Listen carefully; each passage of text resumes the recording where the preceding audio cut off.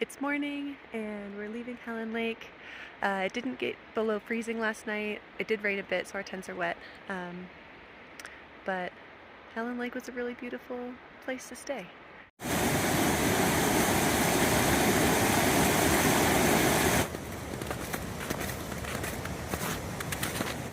It took us a minute to find our old trail back out of the big snowfield, but we're on solid trail again, heading back to CDT.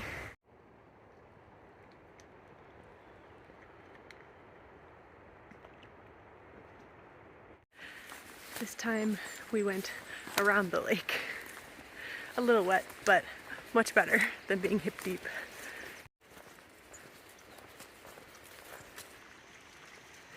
We're back at the food prep area for Elizabeth Lake Head. Feels like we were here not too long ago.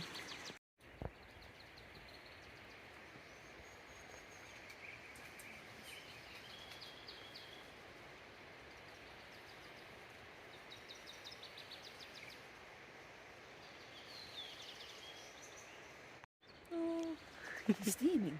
He is steaming. Look at that.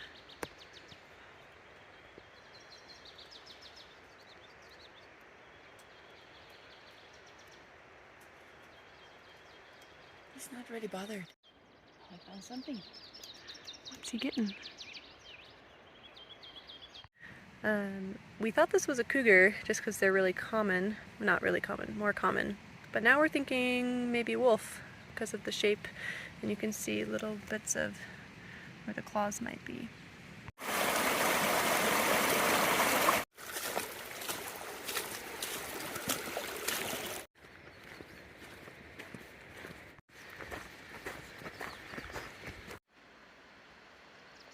Alright, and we are back at Elizabeth Lake and back on the CDT alternate.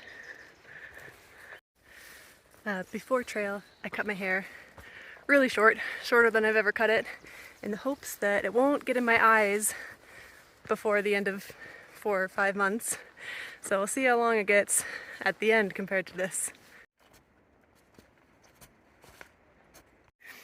I put my micro spikes on for crossing that, and I'm very glad that I did.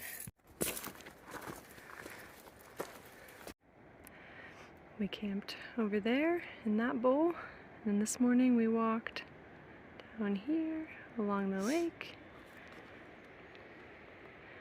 and then came back up this way. Looks like it gets a little steeper behind the trees, so we're putting micro spikes on again.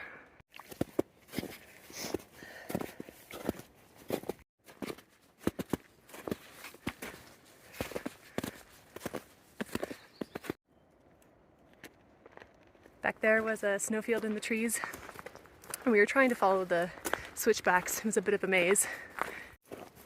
I'm still walking with my micro spikes on because another snowfield not too far away.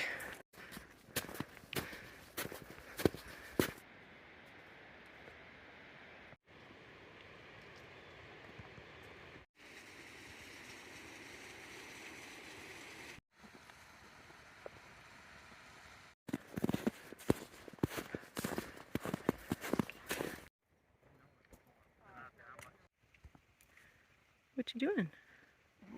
Oh. Bye.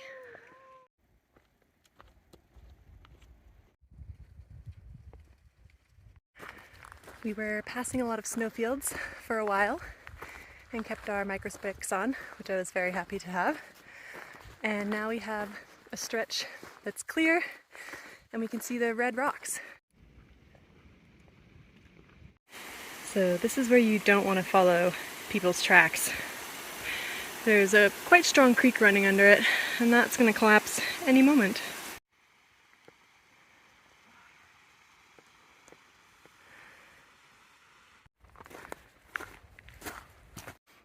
You can see how the snow collects in the switchbacks down there.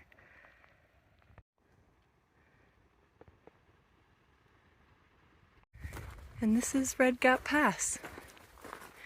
It's called that because it's red and it's a gap.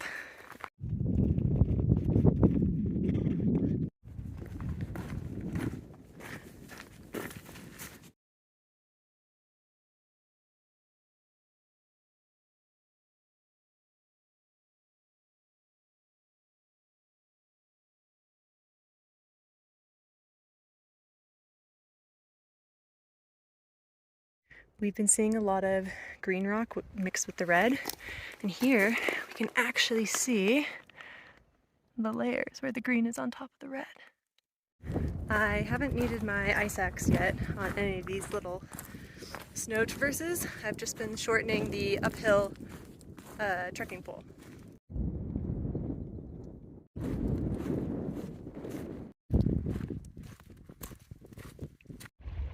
That looks like a tick to me.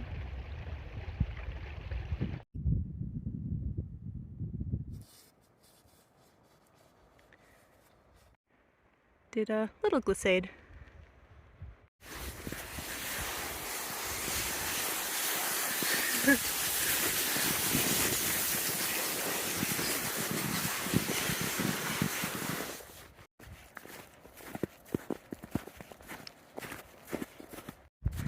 The glissading earlier was very fun and very nice and fast, but I did it in my shorts and now my butt is very cold.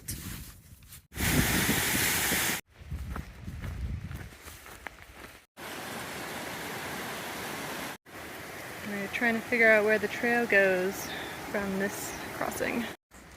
There was no dry crossing, so we just walked right through, got our feet wet.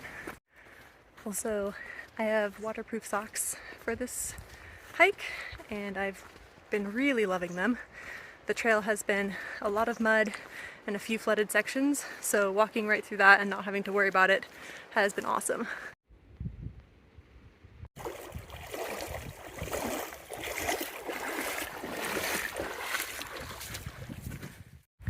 Compared to yesterday, that's no problem.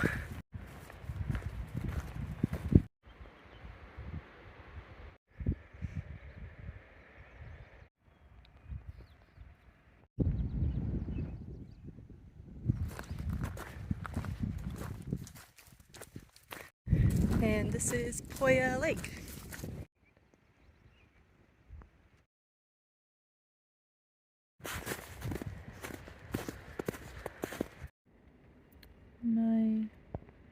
My spoon broke.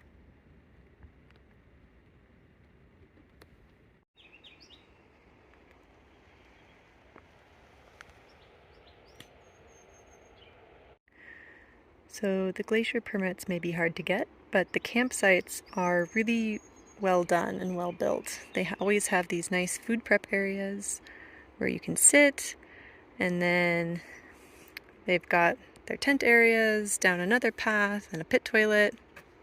It's all very well organized. And one of the rules in Glacier is that when you come into a campsite, you immediately take all your food and your smellables out of your pack. They don't go near the tent sites, they don't go near the pit toilet, they stay in the food prep area and they don't leave. And so they've got some really nice passive design going on where when you approach a campsite, the very first place you get to, before you even see the tent sites, is the food prep area, and it looks like a nice place to hang out. So of course everyone's going to go sit down, take a load off, and then they will naturally follow the guidelines of leaving their food in that area. So I don't know, just a good way that they've devised to make sure the food stays where it should. And I